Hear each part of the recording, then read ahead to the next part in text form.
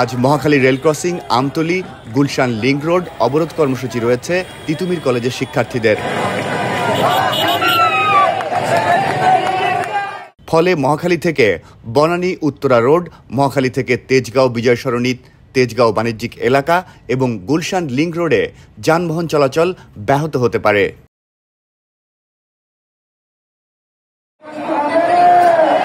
সরকারি তিতুমীর কলেজকে স্বতন্ত্র বিশ্ববিদ্যালয় করার দাবিতে শিক্ষা প্রতিষ্ঠানটির শিক্ষার্থীরা টানা 6 দিন আমরণ অনশন কর্মসূচি পালন করছে।